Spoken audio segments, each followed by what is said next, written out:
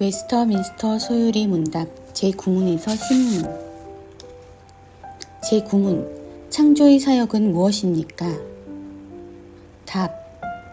창조의 사역은 하나님께서 엿새 동안에 아무것도 없는 중에서 그의 권능의 말씀으로 만물을 지으신 일인데 다 매우 좋았습니다. 창조에 대한 말씀들 1. 태초에 하나님이 천지를 창조하시니라. 창조에 대한 말씀들 2. 믿음으로 모든 세계가 하나님의 말씀으로 지어진 줄을 우리가 아나니 보이는 것은 나타난 것으로 말미암아 된 것이 아니니라. 창조의 순서는 어떠하였습니까? 하나님께서 6일 동안 창조를 하셨는데 첫 번째 날에는 빛, 낮과 밤, 두 번째 날에는 궁창 하늘, 궁창 아래의 물, 궁창 위의 물, 세 번째 날에는 바다와 육지를 나누시고 채소와 과일나무를 만드셨습니다. 네 번째 날에는 해와 달과 별, 다섯 번째 날에는 공중의 새, 바다의 물고기, 여섯 번째 날에는 땅에서 사는 동물들 그리고 사람을 만드셨습니다. 아무것도 없는 중에 권능의 말씀으로 6일 동안 만물을 창조하셨어요. 하나님이 보시기에 좋았더라. 하나님이 지으신 그 모든 것을 보시니 보시기에 심히 좋았더라. 이처럼 하나님께서 지으신 세상이 선하고 아름다웠던 이유는 무엇일까요? 세상을 지으신 하나님께서 선하시고 아름다우신 분이기 때문이에요. 하나님이 창조에서 가르쳐주는 교훈은 무엇입니까? 하나님께서 지으신 온 세계를 바라보며 즐거워할 뿐 아니라 온 세계를 지으신 분을 바라보아야 해요. 하나님만 유일한 경배 대상입니다. 제10문. 하나님께서 사람을 어떻게 지으셨습니까? 답.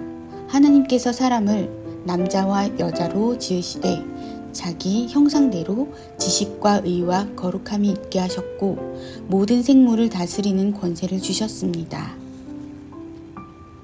하나님이 창조하신 나. 하나님이 이르시되 우리 형상을 따라 우리의 모양대로 우리가 사람을 만들고 그들로 바다의 물고기와 하늘의 새와 가축과 온 땅과 땅에 기는 모든 것을 다스리게 하자 하시고 성부, 성자, 성령 하나님께서 우리의 형상을 따라 우리의 모양대로 우리가 사람을 만들자 하고 하셨어요. 사람을 보시며 하나님께서는 보시기에 심히 좋았더라고 말씀하셨어요.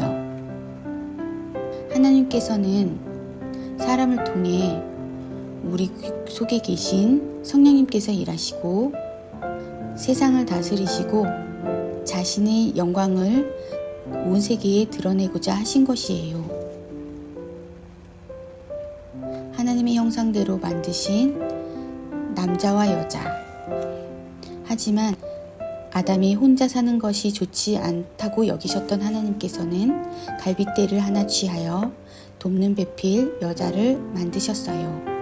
결혼과 가정이라는 울타리 안에 지식과 사랑을 나누며 하나님의 영광을 위해 서로 도우며 살아가는 존재로 만드신 것이에요. 하나님의 형상이란 무엇일까요? 하나님이 주신 능력은 지식과 거룩함과 의로운 존재로 지음받았어요.